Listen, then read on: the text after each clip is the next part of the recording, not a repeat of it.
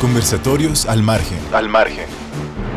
Idea original y producción, Beatriz Hernández Sánchez. Comenzamos. Esta edición 39 de la FIL de Guadalajara nos reconoce como medio de comunicación y en este capítulo 23 se documenta uno de los sucesos en torno al libro más importante del mundo. El libro como un ser que nace, crece, se reproduce y no muere. Celorio. Escenas que la fotografía y el video contienen y muestran una parte del engranaje humano con gran energía que se comparte cada día de este magno acontecimiento cultural en la capital tapatía, auspiciado por la Universidad de Guadalajara y grandes instancias colaboradoras. ¿A qué editorial apoyan ustedes en este momento? A Grupo Planeta. A Planeta. Para ustedes, si yo les preguntara, ¿ustedes son de aquí de Guadalajara? Sí. ¿Qué metáfora o con qué compararían a la FIL? ¿Qué les significa a ustedes la FIL como jóvenes que son? ¿Qué comparación? ¿Con qué lo compararían? Pues yo, por ejemplo, lo veo como un mundo, pues, como algo a lo que puedes entrar y descubres cosas nuevas siempre. Ajá. La verdad es que, pues, desde años he venido seguido a la FIL. Entonces es algo como que te transmite como una emoción, estar viendo los libros, estar conociendo a los autores, las conferencias, la verdad me parece como algo muy amplio. Muy amplio. Efectivamente, yo creo que una de las mejores comparaciones es con el mundo, ¿verdad? Ajá. El mundo contenido aquí en libros, ¿verdad? Sí. ¿Y tú qué opinarías? Bueno, yo lo veo tal vez un poquito más chiquito, pero no tanto así, sino como si fuera un parque de niños, porque te da ese sentimiento de entrar, buscar algo que te guste, o sea, todo también llamativo. Sí. Entonces, todo es atrayente, ¿verdad? atrayente. Veo que ahí dice Carlos Ruiz Zafón. ¿Él es el autor que se está promoviendo o el título de una obra? Es el autor. Es el autor. ¿Y sobre qué escribe Carlos Ruiz? Pues escribe más que nada fantasía. Ajá. En este caso, en el stand, tenemos sobre todo la saga del Cementerio de los Libros Olvidados, que pues es una historia muy bonita, la verdad. Son 4 libros referentes como al mismo tema, en los que pues nos narran lo que llega a ser de los libros cuando la gente los olvida. Al olvidar una historia, pues esta historia ya no tiene vida hasta que la volvemos a leer, volvemos a abrir el alma del autor, el alma del libro, y pues así es como le das vida a las historias. Es barcelonés. Ajá, sí, es de Barcelona. Pues yo les agradezco mucho, no sé si quisieras comentar algo, tu impresión de esta obra. Bueno, la verdad es que yo no sabía mucho del autor antes de venir, pero ya como que pido esta experiencia. La verdad es que es bastante llamativo, es muy interesante ver cómo la gente se siente tan apasionada por algo. Y hay mucha gente que se apasiona demasiado por este autor. Claro, se siente la pasión, ¿verdad? Claro, la transmiten. Me estoy encontrando con la sorpresa de que está aquí publicitado o expuesto el trabajo de la revista Cuarto Oscuro. Perdón. ¿Pudieras comentarnos algo de ello? Sí, bueno, la revista Cuarto Oscuro está fundada y es de el fotógrafo mexicano de Zacatecas, Pedro Valtierra. Él es el director y en varios números él expone sus fotos, al igual que pues, sus fotógrafos de su agencia. Son de distintas partes de México, Ciudad de México, Zacatecas. Hay algunos aquí en Guadalajara. Y pues es una revista de fotoperiodismo, mucha foto política, cultural, pues de temas sociales importantes. Se cubrió lo que fue del COVID, se han invitado a fotógrafos locales, todo ese tipo de cosas. Y también tenemos a la venta y en exhibición su libro más reciente que sacó este año, Sin Miedo a la Luz. Sí. Pues son, más que nada, según yo, son pues como un recopilatorio de fotos suyas. De su obra fotográfica. Ajá. Y que es en conjunto con otros fotógrafos, tiene fotos suyas, pero de otras personas también, no solo de él. ¿El maestro conserva su escuela de fotografía? Pues Cuarto Oscuro, creo que más que la revista, sí es una agencia Ajá. de periodismo. Diría que una escuela, la verdad no les sabría decir si sigue siendo, no estoy seguro, pero sí buscan tener ese enfoque. Hace poco, este año, hace unos meses, a la par del libro, se realizó la premiación de un concurso de fotografía para jóvenes que se llamó ¿Cómo ven los jóvenes el mundo? Ujú. De hecho, las fotos de ese concurso están en este número ¿En de este esta número? revista. ¿Cuál número es ese? Es el 185. 185. Pues la foto ganadora Ujú. y las fotos de los concursantes, que pues el objetivo de ese concurso era, pues, ¿cómo ven los jóvenes del mundo? Un acercamiento con los jóvenes. Entonces digamos que pues eso sería como un acercamiento educativo A su o algo obra. así. Ajá. Y pues a la gente que quiera empezar a trabajar con ellos, pues definitivamente serviría como una escuela, además de como pues, desarrollo en el ámbito Sí, laboral. y como una expresión artística, ¿verdad? Aquí veo que también está la revista Lubina. ¿Esa es otra? Así es, Sí. es una revista de literatura Sí. de la Universidad de Guadalajara. Pues ahorita estamos presentando en este año un número que va dedicado al país invitado, Sí. que bueno, no pongo Sí. En Gracias. este año, cada año se publica un número en honor al país invitado. En esta ocasión pues tocó a Barcelona y se está publicando pues una serie de escritores que son catalanes. Ujú. Se hizo una traducción de todos ellos y es lo que contiene nuestra revista, que es esta, La Rambla. Ah, Ajá. Rambla. Sí, pero en general, bueno, tenemos diferentes números. Cada revista tiene un contenido de diferentes temas, ¿sí? Se publica ensayo, novela, cuento, poesía, de todas ellas, de escritores tanto locales, nacionales como internacionales. ¿Sí? ¿Es usted maestra? No, yo soy la administradora de la bueno. revista. Sí, la maestra, la directora es la maestra Silvia Eugenia Castillero Manzano. ¿Y usted es administradora? Sí, yo soy la administradora, exactamente. ¿Su nombre es? Mi nombre es Griselda Olmedo. Grisel. Sí, Sí. Pues le agradezco mucho. Gracias. El tema de conversación, porque no es pregunta. Hace un año aquí rompió con todo el orden y toda la sensación una autora de ustedes, Irene Vallejo. Bueno, fue la más, al menos la que atrajo mucho más público a la hora de su presentación de sus textos. Yo no digo que no haya habido otros, pero este año, 2025, ¿ustedes cuál visualizan que va a ser de su editorial, que es Penguin Random House, grupo editorial? Yo opino que fue Tsunegi, porque sí fue una gran fila. Se dio vuelta todo el stand. Literalmente. ¿Cuándo se presentó? Fue ayer. Fue ayer. Fue ayer a las 3 de la tarde aproximadamente. Ajá. Se presentó y siento que hasta ahora ha sido el que más gente ha Ha traído. A ver, pero ¿qué es lo que se escucha comentar entre pasillos? ¿Me repites el nombre del autor? Tsunegi. Tsunegi. ¿De qué nacionalidad? Es mexicano. Ah, es mexicano. Ajá. De hecho, aquí está uno de sus libros, Ajá. que también la gente sí compraba mucho. Sí, y lo sigue comprando. Sí, Sí. el que presentó, no sabré decirle cuál es exactamente, pero el que sí se estuvieron llevando mucho está aquí en la vitrina. Ajá. Es después de la A ver, vamos aquí. Aquí está. Ajá. Al día siguiente de la siguiente de la conquista. Pues, Juan Miguel Zunzunegui. ¿Ustedes ya lo conocían antes? ¿Mande? ¿Ya lo conocían antes? No, la verdad. Yo la verdad no, ¿eh? ¿Para qué les voy a decir que sí? Sinceramente, yo Sí, tampoco. pero a las personas pues les atrajo. Sí, demasiado. De hecho, se ponían. Tsunegi estuvo un rato con su público Ajá. y se ponían aquí al lado del stand y todavía le estaban pidiendo que firmara sus libros. Y cada rato me veían a preguntar o dónde se iba a presentar el libro. Habremos que investigar de qué género es, qué género literario. ¿Es novela? ¿Es Es historia, pues más que nada historia. historia? Muy buen día todavía, ¿verdad? Nos encontramos en el stand de la editorial que se llama, ¿cómo? Disculpe.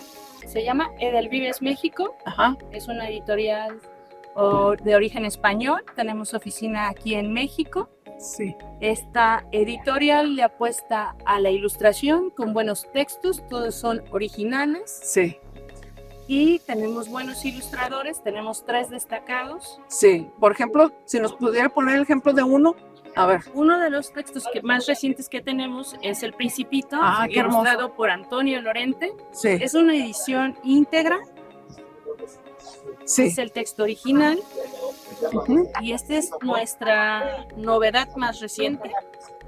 Si vienen 2 semanas, 3 semanas, Sí.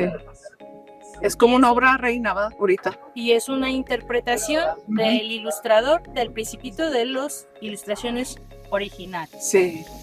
456 bolsas con restos Javier. humanos. O sea, no sabemos qué cantidad de restos humanos hay ahí adentro. Un pedacito del horror con la que se encuentran las buscadoras todo el tiempo. Eso es terrible. Esto no sucede ni en los países en guerra. ¿Sí? Y no ha habido un pronunciamiento de aquí. Y yo siempre, incluso creo que lo comenté en el diálogo aparece, siempre se me viene a la mente una anécdota, uno de nuestros autores que citamos, de estas víctimas, estos sobrevivientes, estos testigos tremendos, estos de los que atraviesa toda la línea del libro, ¿no? Es Levi, ¿no? Primo Levi, quizá el hombre que escribió la mejor aproximación a esta barbarie casi innombrable que se llama Auschwitz, ¿no? Esta trilogía de Auschwitz, escribe Primo Levi. Primo Levi cuenta una anécdota allí que va a retomar un gran filósofo, esperemos tenerlo el año que entra aquí en la FIL, italiano, porque creo que va a estar dedicada a Italia la próxima FIL, es Giorgio Agamben. Aprender la esperanza, enseñarla, crear avenidas para que la mente logre llegar a escenarios esperanzados. Estar aquí es una manera de hacerlo, escucharlos y leerlos es una manera de hacerlo. ¿Tienen más sugerencias? Estamos todos como muy necesitados de una educación en la esperanza que sea sólida, que sea duradera y no, las respuestas no están a la vista. Yo diré que Javier cite a Humberto Eco como lo hace cada vez que le hacen esa pregunta. Ok, lista. La esperanza es la última de las tiranías. Ah, sí. Y bueno, la completo con otro, bueno, él no es un agnóstico, Eco, la completo con un católico novelista, ¿sí? Y otro también, Bernanos, que Ganaste. sí, la esperanza surge cuando aprendemos a desesperar de todo. Gracias, de fiesta también de mi equipo, muchas gracias. Por acá veo también, en la pregunta no la estoy contestando, pero ahorita estoy en las porras. No veo para mi familia, mi mamá también está por acá, en las Reyes, acá luego con la toda madre para que se... Ahí está también el ladito de mi papá.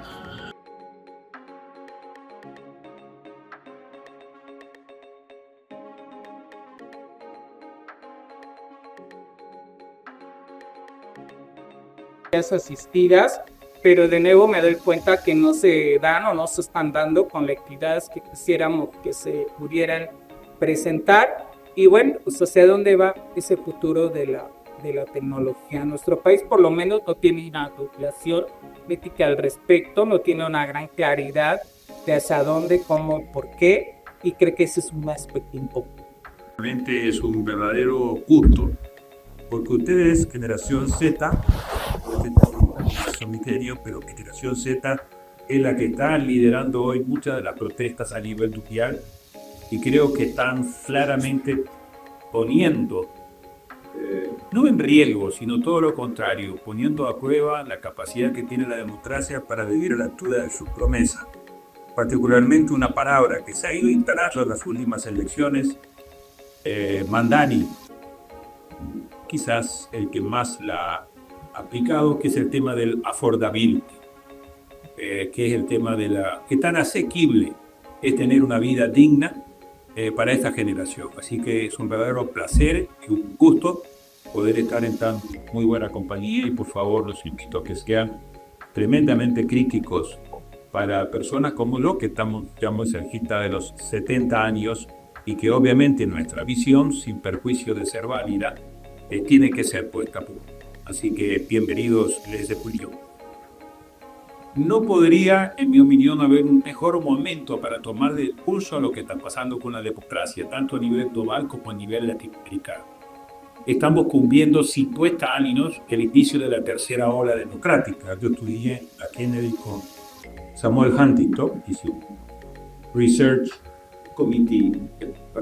Segundo, es el 9º año consecutivo de deterioro en la calidad de la democracia. Es decir, no solamente hay un momento de deterioro, hay una tendencia clara de deterioro. De nuevo, dependiendo país por país. Tercero, no hay una dirección única. Hay algunos países que están yendo en un claro deterioro y otros que han recuperado parte de la democracia. Por ejemplo, República Dominicana es uno de los países donde se los pone en un momento determinado con mayor deterioro y ahora en una fase de recuperación. Entonces, todo esto nos muestra que es un análisis muy complejo donde hay un gran nivel de heterogeneidad. Pero ¿dónde está el tema, en mi opinión? El año 2027 es un año crítico, central para la democracia mexicana, porque ahí se va a poner en juego claramente qué va a pasar con la renovación de las cámaras, qué va a pasar si se trae el referéndum a la misma fecha que las elecciones, con lo cual se estaría buscando que la popularidad de la presidenta genere un efecto arrastre para generar un voto masivo en favor del partido gobernante. Veríamos que el otro 50% de la justicia va a ser electo también popularmente. Tendríamos eventualmente una reforma electoral en este 2026 que va a iniciar, que va a disminuir el pluralismo, que va a disminuir las condiciones de equidad, que va a concentrar más poder. Es decir, hay una serie de signos muy preocupantes sobre la, en mi opinión, ya no democracia mexicana, sino régimen híbrido, que podría agravar aún más. Y el problema central es que no hay una oposición, y esa es responsabilidad de la oposición, o de Morena, que esté a la altura en este momento para generar un contrabalance. Es decir, la factura no se le puede cargar únicamente al partido oficial, también la oposición debe asumir una parte de responsabilidad frente a lo que está ocurriendo en el país. Y bueno, me da mucho gusto conocerte. Estás en el stand de la librería de Barcelona, en esta FIL 2025, Barcelona es la invitada especial. Quisiera que me comentaras qué ha significado para ti estar conociendo el acervo bibliográfico y de autores actuales y no actuales de Barcelona, o algún autor que te haya llamado la atención. Pues para mí ha sido una experiencia muy enriquecedora trabajar aquí. Es mi primera experiencia, mi primer acercamiento hacia la FIL. Incluso antes nunca había venido ni siquiera como cliente, y me parece una oportunidad grandiosa para los clientes y para las personas que trabajan aquí de internacionalizar su conocimiento y aprender no solamente de escritores mexicanos, sino de todo el mundo. Y del libro, el escritor que más me llama la atención es Javier Cercas, ya que se vende muy bien y tiene varios títulos que me llaman la atención, que tocan temas muy interesantes y que pues son de gran aprendizaje.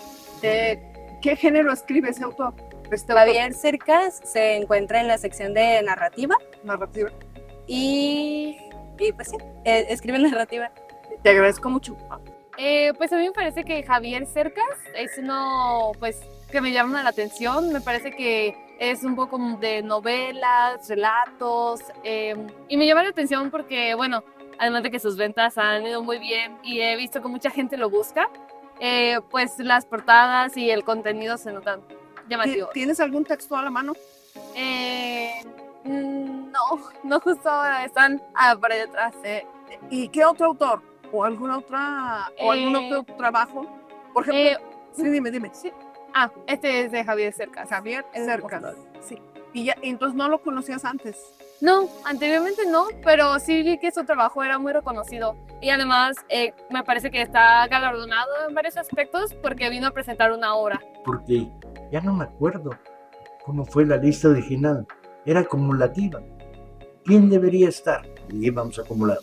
Tal, ni perdamos el tiempo, no lo vamos a conseguir, ¿no? Tal libro. Y en algunos casos fue muy curioso, porque sabíamos que queríamos a un cierto autor, pero no sabíamos qué libro podríamos. Y de esta manera salió una lista a veces extraña. Por ejemplo, con Sergio Ramírez tuvimos una larga conversación. ¿Por qué será interesante para la historia culinaria de México la marca de la costeña?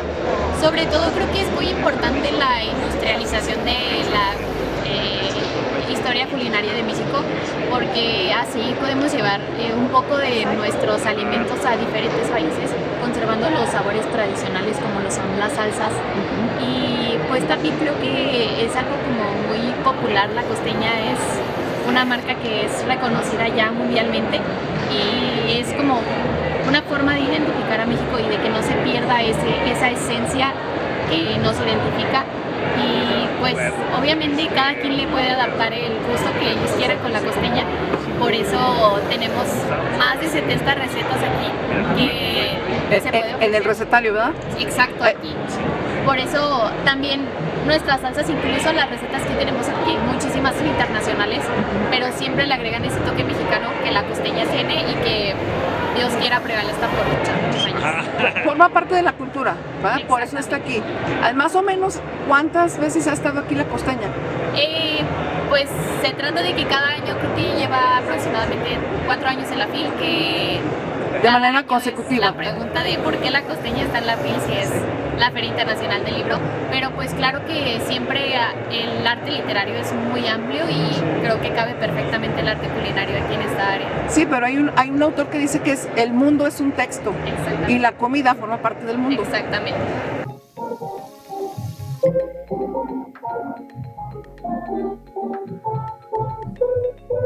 Cuando yo empecé a estudiar muy natural, todo lo entregaba porque la casa, pues muy pocas cosas tuve la oportunidad de estrenar.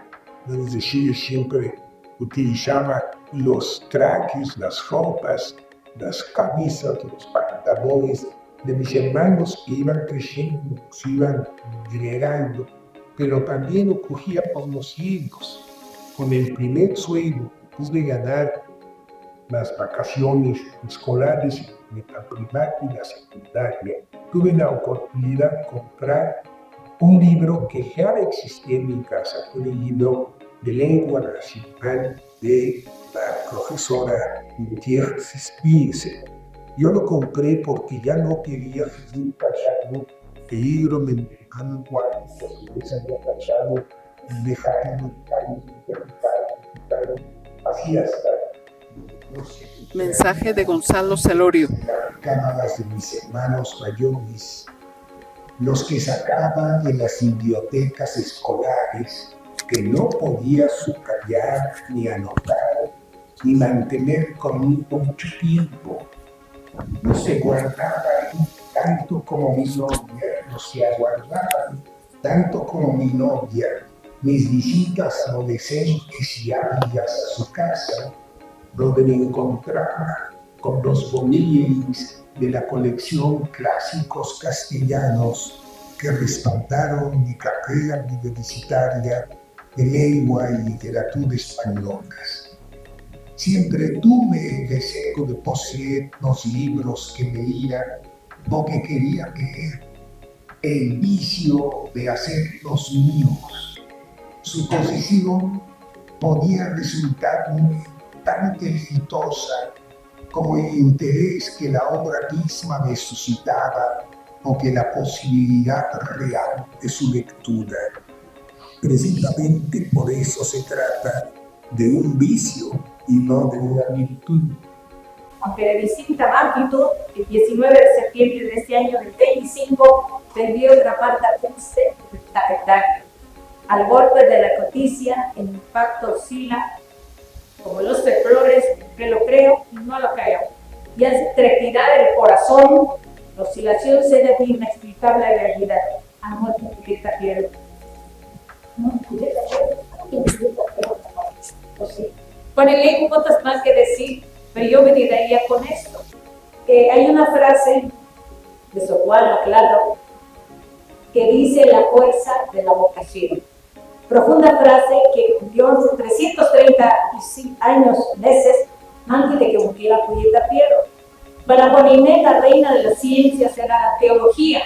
Para Julieta, la astronomía.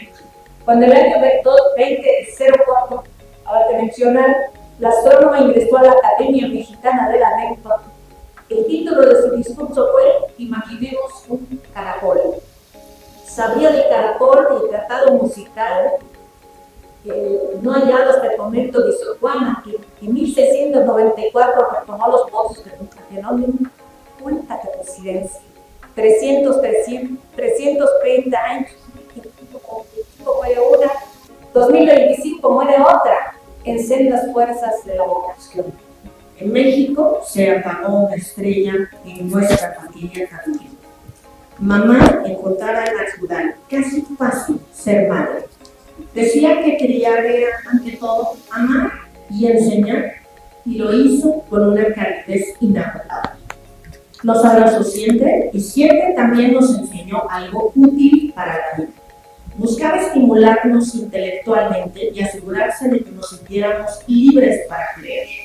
Nunca nos regañó por ser originales, al contrario, celebraba nuestras rarezas y ocurrencias y nos mostró que atreverse a hacer cosas buenas es emocionante. Gracias a esa libertad, ambos nos hicimos académicos, uno filósofo, el otro economista, interesados por encima de todo en comprender mejor el mundo. Hemos dedicado nuestras vidas a ello. Con ella aprendimos a mirar el cielo, sí, pero también a mirar con atención la tierra que pisamos y a cuestionarnos por qué y para qué.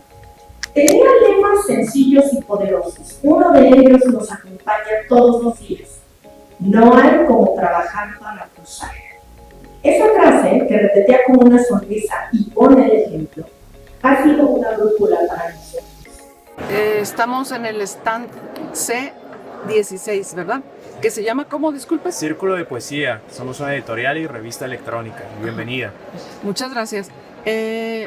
La cuestión es esta. Mire, de parte del podcast Conversatorios al Margen, quisiéramos saber, porque acabamos de tener nada menos, hace poco menos de un mes, la grabación de un podcast dedicado estrictamente a poesía de una autora tijuanense que se llama Carmen Campuzano. Y hablamos solo de poesía en esa ocasión. Otros temas son de educación en general. ¿Qué tanto se vende los libros de poesía en este tipo de ferias y a qué tipo de público? Hay dos vertientes. La primera que sí responde al mercado, que podemos entender como el consumismo, como alguna poeta joven, algún poeta que despierte interés en redes sociales, que se propague y pues la gente venga por él, ¿no? Esa sería la versión de masificación. Y está la otra, que es la poesía de nicho. Gente que en algún momento de su vida le ha embriagado la poesía al grado de continuar con lecturas y no solamente quedarse, como en el primer caso, en un solo contexto, sino abarcar, brincarse otras lenguas, inclusive la misma poesía como vehículo para conocer no solamente otras realidades, sino también otra lengua. Entonces, ese ánimo es lo que ha prevalecido en este segundo caso. Y sí, afortunadamente la gente ha respondido, hemos vendido bastante, también en parte por las actividades que tenemos. Siento yo que el contacto con la poesía es más directo, a diferencia de otros mercados aquí editoriales, en el cual quizá el autor está un poco más separado de lo que es el lector. En cambio aquí los poetas y las poetas vienen, conviven, firman, declaman. Al ser la poesía también un arte más ancestral que el mismo libro, viniendo de la oralidad, creo yo que es más comunitaria, mayores lazos y a veces se desata, ¿no? De todo lo que son las cuerdas y las cadenas del mercado. Del mercado. ¿Cuántas editoriales tienen aquí? Nosotros contamos con 3 sellos, Círculo de Poesía Libros, que son los de color blanco, y coeditamos con Visor Libros, que es de color negro, y Valparaíso Ediciones, 2 de los grandes titanes de la poesía en la lengua castellana. Pero también tenemos la visita de grandes amigos, ya sea colectivos de poesía independientes o editoriales ya más grandes que se suman a esta gran fiesta. ¿Usted cree que la poesía a nivel nacional, ya no digo Latinoamérica, va a repuntar o va a estar estática en su promoción? En general, ¿eh? No hablo nada más de lo que ustedes promocionan o venden. Yo creo que sí, se viene un auge muy importante y para muestra, acabamos de tener nuestra fiesta de aniversario como librería, una librería solo de poesía en la que acudieron más de 100 personas. ¿Dónde está la sede? Disculpe. Coyoacán en la Ciudad de México, cuando gusten la casa de todos y todas ustedes. ¿Qué se llama? Círculo de Poesía Libros. Sí, muy bien. Poesía Libros. Y convocamos a bastantes personas y la pregunta es, ¿por qué la poesía hace que una persona se traslade del resguardo y la comodidad de su cama, de su sillón, a un evento de poesía, ¿no? De poesía. Es una interrogante muy bella que tiene unas respuestas asombrosas y magníficas. Entonces creo yo que viene un repunte también por lo mismo, ¿no? De que necesitamos esa pausa, esa reflexión, ese estate que apela a la estética, ¿no? De decir, a ver, contaminación, ruido, tráfico, trabajo, mi jefe mandándome Excel. Problemas sociales. Sí. Entonces, ese respiro y esa pausa es lo que también es la poesía. Y también, como le digo, es algo que sobrepasa cualquiera de todas estas cosas que vemos aquí. Y ese canto con el cual las madres arrollaban a los niños o se hacían cosas rituales que precede a todo esto y eso es la poesía. ¿Me puede repetir su nombre, por favor? Rodrigo Josué, servidor de todos y todas ustedes. Muchas gracias. Agradezco mucho el tiempo, la dedicación, pero por sobre todo el entusiasmo. Muy buena tarde. Agradezco que conceda estas palabras a Conversatorios al Margen. Bueno, la empresa efectivamente es de Barcelona, tiene la sede principal en Barcelona, pero yo, que soy trabajador de la misma, trabajo sobre todo en la zona del sur, concretamente Andalucía, Granada. Muchas gracias. ¿Pudiera decirme en pocas palabras cuál es el propósito de los trabajos que aquí presentan y venden? Bueno, el propósito es dar a conocer los libros más importantes de las principales bibliotecas del mundo. Nosotros vamos a la British Library en la ciudad de Francia, Montreal de Nueva York, lo digo las más importantes, y trabajando con el original hacen una reproducción exacta. Entonces aquí le permitimos a la gente que pueda conocer esos libros en su totalidad, cosa que es imposible cuando uno va a una biblioteca de esas, sí es que la tienen puesto de cada de poesía. Claro. De los que han reproducido, ¿cuál es el más que tenga más años, más antiguo, que usted tenga? Bueno, ahora mismo aquí el más antiguo es la Biblia de San Luis. Son 3 volúmenes, casi 5.000 medallones de oro. Bueno, una pinacoteca al mismo. ¿Principalmente los historiadores son los que lo consultan o hay coleccionistas? No, hay de todo. Tenemos clientes de todo tipo. Es un amplio espectro. Nosotros nos adaptamos a las condiciones de realmente. Decimos siempre, o yo por lo menos digo sin camino, si alguien quiere tener una de nuestras joyas, la puede tener. ¿El costo oscila entre cuál y cuál? ¿En pesos mexicanos? ¿O dólares? ¿O euros? No sé. Bueno, yo me familiarizo más con euros que medida, claro. Bueno. Sí, euros, está bien, correcto. 100 euros, pues el más baratito valdría en torno a 500 euros, algo así, después nos iríamos hasta la Biblia San Luis, hasta ya precios de 30.000. 30.000 euros. Exactamente. Por esa complejidad a la hora de sí, claro. El trabajo es muy refinado. Claro, y sobre todo que tardamos también muchísimo tiempo en hacerlo. Claro. Pero bueno, sobre los 2.000, 3.000 euros sí que hay varios de ellos. ¿Y son trabajos hechos a mano? Es un proceso mixto. Nosotros utilizamos lo mejor de la tecnología actual con efectivamente también mucha técnica manual, artesanal. Para mí es un gusto, su servidora Beatriz Hernández del podcast Conversatorios al Margen de temas educativos, que nos haya recibido aquí en el stand de Buena Prensa, aquí en la FIL de Guadalajara 25. Muchas gracias por recibirnos. Solamente la pregunta es esta, o pedirle de favor que nos comparta qué tanto éxito tiene el libro religioso, en este caso sé que es católico, ¿verdad? En un ámbito como el de la FIL. La verdad es que es una experiencia maravillosa. Tenemos mucho público, mucha gente que nos busca. La editorial pues tiene una misión importante que es la espiritualidad, entonces nos ha ido muy bien. Sí. Es muy exitoso para nosotros estar aquí. Por lo regular siempre los veo, ¿verdad? Así es. Siempre los veo. Sí, más o menos los costos oscilan en general. Tenemos costos muy económicos, libritos desde 18 pesos, 15 pesos, sí, hasta libros ya de una arte especialidad. Muy bien. Varían mucho los costos, pero tenemos para todo. ¿La sede de Buena Prensa en qué ciudad está? Estamos en toda la República Mexicana, son 21 librerías. Hay en Ciudad de México, Estado de México, aquí en Guadalajara, en varios estados estamos repartidos por todo el país. Hola, ¿qué tal? Soy Stephanie Schultz de Spicebox, es nuestra editorial y somos una empresa canadiense. Canadiense. El propósito pues de este stand y de su presencia aquí en la FIL 2025 es divulgar y obviamente distribuir su obra. ¿Cuál es la finalidad del trabajo de su editorial? ¿Qué tipo de productos? Claro, la finalidad nuestra de editorial es fomentar la lectura. Es por eso que hacemos este tipo de kits, en donde viene con el libro, en donde te indica paso a paso cómo puedes hacer diferentes tipos de actividades, más los accesorios. Sí. Entonces así fomentamos a los niños no solamente la lectura, sino de que ya tengan la curiosidad de hacer estas manualidades o pinturas. Entonces, nuestra finalidad principal es alejar un poco a los niños y a los adolescentes de las pantallas y fomentarles la concentración, ¿no? Porque ahora con la tablet o videos en YouTube la concentración se pierde y aquí es donde te enseña paso a paso cómo hacer este tipo de manualidades o arte y diferentes tipos de... En vivo y en directo, ¿verdad? Sí. Sí. Más allá de los tutoriales virtuales. Exacto. Es una gran labor. Más o menos, ¿qué edades atiende los trabajos de este editorial? Con lectura a partir de los 5 o 6 años, pero también tenemos actividades de arte, en donde te viene, por ejemplo, sí. En donde te viene el kit donde ya tienes todos los accesorios para pintar y los stencils. ¡Qué bonito!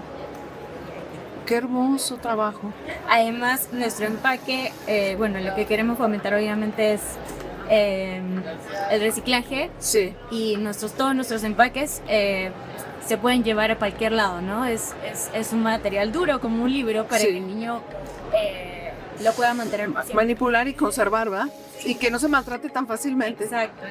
Los costos más o menos van entre qué y qué aproximadamente.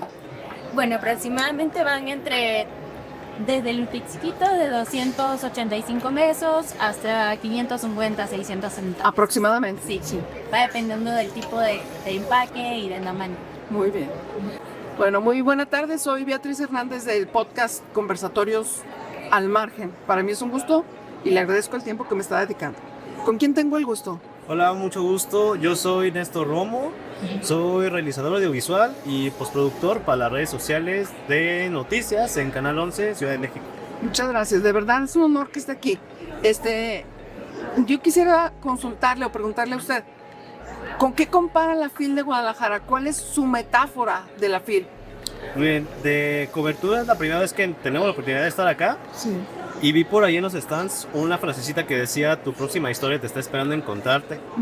Y para mí, en lo que es mi trayectoria personal y del arte que también me gusta, lo relaciono mucho como esos pasos a seguir o que tenemos que seguir avanzando, buscándole. Para mí Guadalajara significa mucho. Mi abuelo era de aquí, en paz descanse. Entonces yo no veía a Guadalajara desde que él estaba con nosotros. Pero ahora para mí venir como con el trabajo, con todos mis colegas, y él siempre me veía trabajando, entonces es dedicarle esa historia nueva que estoy por escribir. Es la primera vez pues que está aquí. ¿En la FIL? En la FIL. En Guadalajara no, ya. Sí, decía antes de que empezáramos la grabación que el trabajo de todos ustedes, de los que están atrás, es sumamente admirable, y de mucho desgaste en todos los sentidos, pero también de mucha creatividad, y que presentan lo bonito de la FIL, que en su mayoría es bonito. ¿Sí? Entonces, no sé si quisiera agregar algo. Pues realmente les agradezco que este reconocimiento, porque por ejemplo están todos mis colegas de ya tomé varias fotos de espaldas. Es muy bonito poder compartir con ellos esta pasión del periodismo que tenemos, porque un día pues ya no vamos a estar, pero lo que grabamos o lo que documentamos se queda para siempre. Sí, es lo que tienen las ventajas estos medios y estas plataformas que nos dejan. Yo le llamo, de hecho, nuestro lema es abonarle al pensamiento digital, ¿sí? Le agradezco mucho y un placer que haya estado con nosotros. Gracias a usted. Un honor, ¿eh? Gracias. ¿Cuál es su metáfora de lo que a usted le significa la FIL? Un nido de pájaro. Un nido de pájaro. Esta es ¿Qué número debe ser su presencia aquí? que son, por lo menos 5. Sí. Menos 5. Le agradezco mucho. Recuerdo que, por ejemplo, en lugares en donde a veces hay pocos niveles de lectura, en ciertas zonas marginadas, en la Ciudad de México, había un bibliotecario, se crearon una especie de faros, así les llamaban, faros de lectura, de conocimiento, en donde estaban los bibliotecarios y veían que entraban muchachos de 14, 15 años. Y entonces, ¿qué? ¿Le vas a dar a leer? ¿Qué, Juan? ¿Le vas a dar el Quijote en ese momento? O a lo mejor le vas a dar a leer a José Agustín, que es un autor mexicano que trata ciertas temáticas que son afines a la adolescencia y que entonces hacen que uno tenga un espejo en esa novela del que es uno mismo, y en ese espejo a lo mejor uno empieza a ver que puede modificar un poco su propia historia, porque estamos hablando también de para qué sirve la lectura, un laberinto universal, ese laberinto de saber quiénes somos, por qué estamos, de qué se trata todo esto. Y me decía que hay momentos en sus novelas en donde ha rozado la comunión. Y cuando roza la comunión es muy interesante porque la Napoletrón nos da de regreso también la comunión a nosotros mismos. Y entonces cuando ocurren esos momentos descubrimos que la literatura es una soledad acompañada.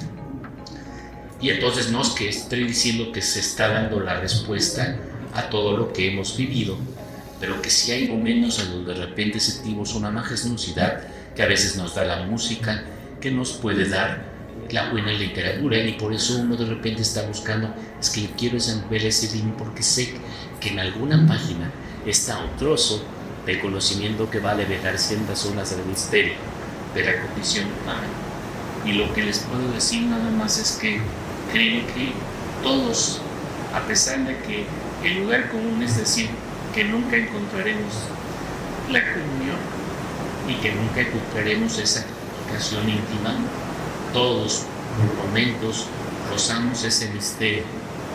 Y lo que es maravilloso es cuando lees una novela y encuentras ese espejo, de repente dices, soy una soledad acompañada. Gracias por aceptar hablar con nosotros. Este podcast es de puros temas educativos. Quisiera que los dos que quiera empezar me dijera por qué vinieron a la FIL, qué les interesó de la FIL, o la escuela obviamente los trajo, pero qué les interesa de la FIL. Más que nada, el país visitante se nos hizo algo muy increíble. Justamente en esta zona hay muchos libros en inglés, en chino y en diferentes idiomas. Todo eso nos impulsó también a la escuela a aprender más idiomas para nuestros talleres, para aprender más en cada asignatura. Ajá. En tu escuela hasta ahorita, ¿qué idiomas llevan aparte de, obviamente, del inglés? Francés y portugués. Ah, muy bien. Te agradezco mucho, joven. Pues a mí la verdad lo que me interesó de la FIL es la gran variedad de libros que hay. Que a mí en lo personal, a mí me encanta mucho leer, pues, y leer digo que es muy bonito, la verdad, porque te puede ayudar mucho en el futuro, por ejemplo. Te puede ayudar para llegar, si quieres, a ser presidente de la República o algo por el estilo. ¿Esa es tu aspiración? ¿Esa es tu aspiración, ser presidente de la República? No, bueno, qué bueno. Ojalá llegues, Serías alguien bien importante. Adelante, perdón. También hay libros en inglés que tiene páginas traducidas al español y te pueden ayudar mucho a aprender inglés. ¿Algún autor de tu preferencia que recuerdes? Nunca no tengo, amigo. ¿Y vienen buscando algún libro en específico o no? Yo en sí vengo a buscar, me gusta mucho a mí el misterio, los libros de Gravity Falls, libros de romance, la química del amor, la hipótesis del amor, todo eso me encantan. ¿Cuál sería usted? Son de secundaria, ¿verdad? Sí. ¿En qué año van? Primero. Hay algunos de segundo, tercero. Les agradezco mucho, Para mí es un gusto aquí en el entorno de la FIL conocerles en este stand dedicado al hermoso país de Puerto Rico.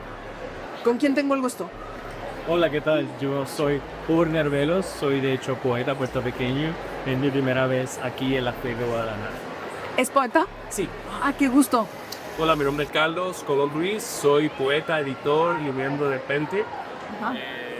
Es mi primera vez en la FIL de Guadalajara, pero es mi sexta vez participando en una feria de libros o encuentro de poetas en el país de México. O sea, Fíjense nada más también el plus de que sean poetas. Están encargados del stand y además están divulgando su obra y la de otros. sí, nosotros acá estamos en el stand del Pen Club Internacional, que es una organización civil de luto que lleva hacia muchos países. Esta es la representación de Puerto Rico. En esta área hay una selección de exposición de varios miembros del Pen Club. Son poetas, ensayistas y narradores. Y aquella primera fila, Jorge Arbelo es poeta miembro del Pen Club de Puerto Rico. Además, yo soy editor y también tenemos una editorial que se llama Editorial Pulpo, que publica también narradores, ensayistas y poetas. Pulpo. Sí. Y yo estoy con la editorial Raíz. Sí. Bien, ¿hay algún bueno, ya todo esto es de gente nueva que está produciendo actualmente literatura en Puerto Rico? ¿Viene algún clásico con ustedes? ¿De autores? Autores, sí. Bueno, te voy a aumentar. Jorge Albero es el libro publicado y se puede considerar una novela en la literatura portuguesa. Sí. Entonces él está experimentando aquí en la Guadalajara y con los lectores les actualiza. Y Milando. Sí, y le puedo hablar un poquito de mi primer poemario, porque ese solamente es un libro para el lector común, porque yo fui paciente de cáncer y estoy realmente tratando de llevar la voz, una voz inspiradora, una voz de luz hacia otros pacientes. De hecho, tuve la oportunidad de presentarme en el Instituto Aliciense de Cancerología para llevar el poemario, presentar el poemario a otros pacientes de cáncer, que esa es parte de mi labor omnicorporaria. No solamente presentarlo en las ferias, pero también presentarlo y llevar un poco de luz a esos pacientes y dar mi testimonio y darle apoyo. Qué valioso, ¿eh? Sobre esa pregunta, todo el conocido de Puerto Rico, el PECO tiene algunos ejemplos. Está el Bento Martínez Márquez, un poeta conocido de la generación de los 80. Sí. Daniel Lina también, misma historia. Manuel Maldonado, Matías Maldonado. Y entonces en la Casa Editorial Pulco tenemos el poeta nacional que ganó el Premio Nacional de Poesía, Héctor Sadi. Ana María Fuster Lavín, que es una de las narradoras del siglo XXI más leídas en Puerto Rico. Sí. Y tenemos autores que han entrado en este aspecto de poesía contemporánea como Amanda Hernández, Nori Malugi, Alejandro Álvarez Nieves, etc. Pues yo agradezco mucho este panorama y sobre todo que sea fincados en el ámbito poético. Les agradezco mucho. Sí, gracias. Y ojalá nos vean para que conozcan cómo vamos a difundir su obra. Claro que sí, busca en las redes sociales, buscar Pen Club Puerto Rico y puede buscar Editorial Pulpo y a Jorge le puede encontrar. Jorge Arbelo, autor. Muy bien. Ahí lo localizaré y difundiremos su obra. Gracias. Esperamos luego tenerlos de invitados, ¿eh? Gracias, México. Gracias a ustedes. Veo que aquí en el stand de la FIL tiene varias versiones de cómics. ¿Usted considera que el cómic es la entrada segura a la lectura en el libro de papel? Sí, yo creo que sí, porque yo empecé mi gusto por la lectura precisamente con antiguas historietas que ya no existen. Por ejemplo, era un fanático lector de un título llamado Sólidos Invencibles que se hizo aquí en México. Y por ahí empecé y después eso me llevó allá a leer a autores clásicos como Julio Verne, H.G. Wells. Interesante, ¿verdad? ¿Qué tanto la gente acude a stand como este?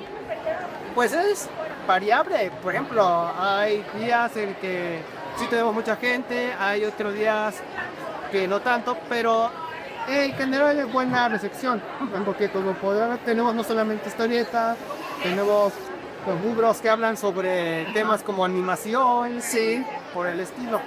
¿Qué edades acuden aquí? Bueno, como tenemos material principalmente para adolescentes, también tenemos material para niños, pero menor, pero principalmente estamos hablando de una edad entre los 18 para arriba, quizás llegando a los 55 años. Más o menos. ¿Su material lo compran coleccionistas o no? Bueno, lo compra gente que digamos que coleccionistas, eso no lo puedo afirmar, porque el acto de coleccionarlo es un acto que del libre albedrío, depende de cada uno de los compradores, de los gustos. Si el comprador lo quiere coleccionar, por mi bien, pues yo no puedo obligarlo a decirle, eso lo tienes que comprar para coleccionarlo porque es producto de colección, no. Respetamos la decisión del consumidor, del uso. Si lo quiere coleccionar, bien. Si lo quiere comprar una vez y leerlo y le sacó la formisa, bien. Oiga, y ya por último, ¿acuden profesores para utilizar este recurso de lectura como material didáctico? Algunos sí, por ejemplo, de los cortes de este libro, pues eso ha sido usado para pasar temas de la historia de la animación en una o dos escuelas de animación que hay aquí en Guadalajara. ¿De nivel superior? Bueno... ¿O técnico? Técnico. Algunos técnicos, otros son escuelas que su fin específico es enseñar cómo hacer cine, cómo hacer animación, las artes gráficas, y ellos aquí en Guadalajara donde los alumnos han usado este libro para complementar sus estudios. El caricaturiscopio ¿quién es el autor? El autor es el profesional, licenciado y maestro Carlos Alberto Leal Rodríguez. Veo que ganó un premio, ¿verdad? El premio Rius. Exactamente. 2019. Sí, 2019. ¿Tú conoces ahora alguna de las canciones de Juan Manuel Serrat? No conozco al artista, de hecho me estaba preguntando sobre... No tiene nada de malo, nada más. ¿Sí lo conoces o algún poema? No, lo acabo de escuchar ahorita. Sí. Es que no nos informaban sobre qué era. Bueno, sí sabes que sus letras, la mayor parte, ¿verdad, maestra? De sus letras está ya en el Instituto Cervantes como Patrimonio de la Humanidad. ¿En serio? Sí. Entonces, pero vienen a conocerlo, pues. Sí, yo estoy interesado, de verdad. Qué bueno. No, con eso es más que suficiente, es más, muchísimo. Sí, es que hasta ahorita nos acabamos de enterar que era sobre Serrat. Serrat. Nos acabamos de enterar hace 5 minutos. Muy bien, pues te agradezco mucho, ¿eh? ¿Tú no sabes algo de él? Yo también lo estaba diciendo. Sí. Es que estoy diciendo porque esos metros por el no canta a poetas importantes en musicalizar la poesía. No nada más eso, algunas de a satirizar. Letras propias y agarra poemas para convertirlos en música. Sí, como Benedetti, con Benedetti, ¿verdad? Machado más que nada. Machado, pero también con Benedetti. Un poema que tiene Benedetti que se llama El Sur también existe. Él lo musicalizó. Pero les agradezco mucho, ¿eh? No, yo llegando a mi casa voy vestido. Sí. Qué bueno, joven. Me siento un poquito... Interesado, ¿eh? No, con tu entusiasmo es más que suficiente. ¿Sí? Gracias. ¿Ustedes conocen algunas piezas de Serrat? ¿No? Pero vienen a conocerlo.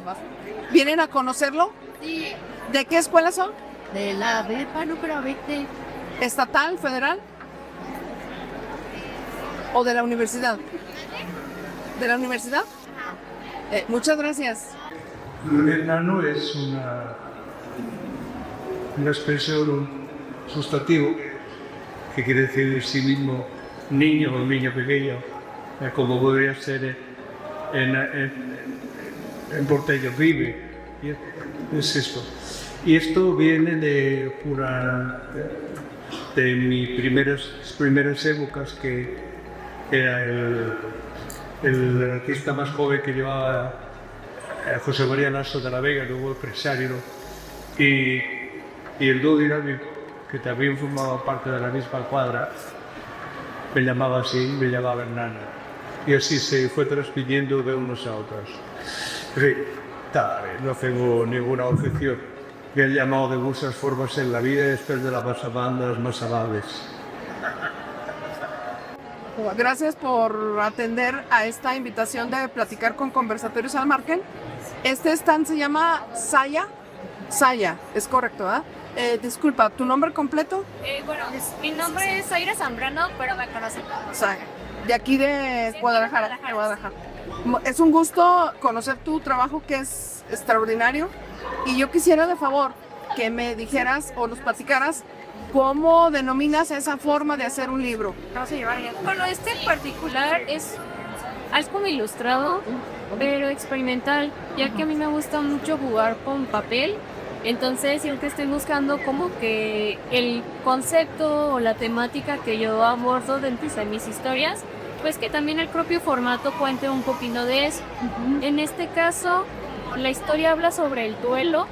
Utilizo la metáfora del incendio y la combino pues también dentro de este formato que figura ser una caja de cerillas. Una caja de... Es una metáfora redonda, ¿verdad? Sí, efectivamente, en donde no solamente se cuente la historia interior, sino también el propio formato complemente. Sí, de hecho el formato también es texto, ¿verdad? Así es, sí. Pues, ¿y tú impartes talleres para elaboración de libros o no? He realizado talleres de fanzine, sobre todo como para aproximaciones tal vez un poco más ágiles, pero sí que me gustaría tal vez, digo, al final de cuentas me gusta jugar en un papel, entonces no lo descarto, no descarto como el proponer otro tipo de configuraciones en talleres, pero por ahora todo han sido alrededor de fanzine. Bien, me decías que este es el segundo tiraje de ese formato. ¿De cuántos constó? Este fue un tiraje de 250. De 200. ¿Y anteriormente hubo otra? Sí, hubo un primer tiraje de 50 ejemplares. Sí. Y ya después se hizo que de hecho, pues, el papel, digo, mostraría el primero, pero yo no lo tengo. Sí. Obviamente se cambiaron muchísimo los materiales, más rígidos. A mí, por lo mismo que me gusta que también el papel hable, elegí utilizar litro por las particularidades que tiene y que también compaginaban mucho a la estética de este caso del relando visual. La textura, ¿verdad? Pues te agradezco mucho y para Conversatorios al Margen es un gusto haber conocido tu trabajo y ojalá se siga difundiendo. ¿Esta es la primera o la segunda o la tercera en la FIL? Esta es mi tercera ocasión. Tercera ocasión. ¿Y siempre se te encuentra aquí? Sí, o en el stand XN 21 que se titula Sin Neuronas. ¿Cómo se titula, perdón? Sin Neuronas. Muy bien. Agradecimiento especial al área de difusión y prensa de la FIL Guadalajara 2025 por la acreditación a este podcast. Stand de Cuarto Oscuro, revista promotora de fotografía y análisis visual. Stand Bologna Fieri, Italia, difusor de arte gráfico y narrativa. Stand de Círculo de Poesía, en especial a Rodrigo Josué por su amable colaboración. Stand de Puerto Rico, promotor de literatura, narrativa y poesía. Maestra Sabina Berman, por otorgar un espacio de su tiempo a este medio y por compartir su obra reciente en Grijalbo, narrativa, Los billonarios desaparecen.